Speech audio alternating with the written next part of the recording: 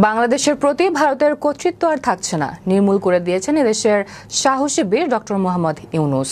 ভেঙে দিয়েছেন নরেন্দ্র মোদীর রাজনৈতিক কৌশল। বহুদিন ধরেই ভারতের উদ্দেশ্য ছিল বাংলাদেশের ভূখণ্ড ব্যবহার করে নিজেদের কৌশলগত ও অর্থনৈতিক লাভ নিশ্চিত করা। তবে এবার সেই উদ্দেশ্যে ব্যর্থ মোদী। বিস্তারিত থাকছে ডেস্ক রিপোর্টে।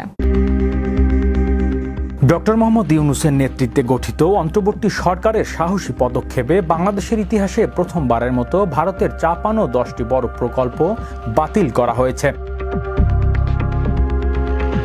দীর্ঘদিন ধরে ভারতের একতরফাভাবে বাংলাদেশের কৌশলগত ও অর্থনৈতিক স্বার্থ উপেক্ষা করে নানা চুক্তি ও প্রকল্প চাপিয়ে দিয়ে নিজেদের স্বার্থ হাসিল করেছে। এবার সেই ধারা ভেঙে দিয়েছে নতুন নেতৃত্ব।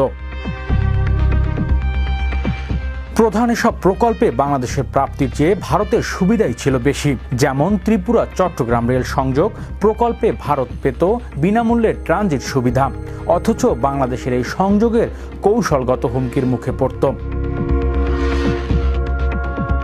অভয়পুর আখাউড়া রেলপথ প্রকল্পে ভারতের সামরিক ও বাণিজ্যিক পণ্য পরিবহনের সুবিধা থাকলেও বাংলাদেশে কোনো কৌশলগত লাভ পেত না। আশুগঞ্জ আগরতলা করিডোর, ফেনী নদী জল ব্যবস্থাপনা, কুরিয়ার নদীর পানি বন্টন, সড়ক ও নৌপথ উন্নয়ন প্রকল্প, এমনকি ফারাক্কা বাঁধ সংস্কার সহ মোট 10টি প্রকল্প সরাসরি ভারতের স্বার্থে পরিচালিত হচ্ছিল। সবচেয়ে আলোচিত ছিল চট্টগ্রাম ও মংলা বন্দর ব্যবহারের চুক্তি। ভারতের উদ্দেশ্য ছিল এই দুটি কৌশলগত বন্দরকে একচেটিয়া ব্যবহার নিশ্চিত করা, যা বাংলাদেশের সার্বভৌমত্ব ও নিরাপত্তার জন্য হুমকি হতে পারত।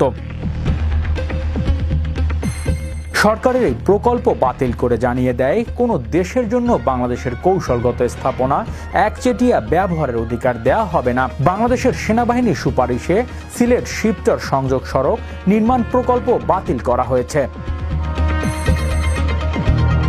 যা ভারতের উত্তর পূর্ব অঞ্চল সরাসরি প্রবেশের সুযোগ করে দিত।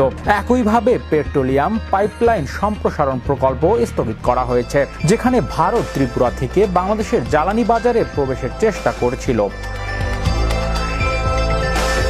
এসব প্রকল্প বাতিলের পর ভারতের কূটনৈতিক মহলে ও মিডিয়ার চাপে আতঙ্ক ছড়িয়ে পড়ে। ভারতের সরকার ও গণমাধ্যম বাংলাদেশ বিরোধী নানা প্রচারে নামে। তবে অন্তর্বর্তী সরকার অবস্থায় দৃঢ়, বাংলাদেশ স্বার্থ বিরোধী কোনো প্রকল্প বাস্তবায়ন হবে না।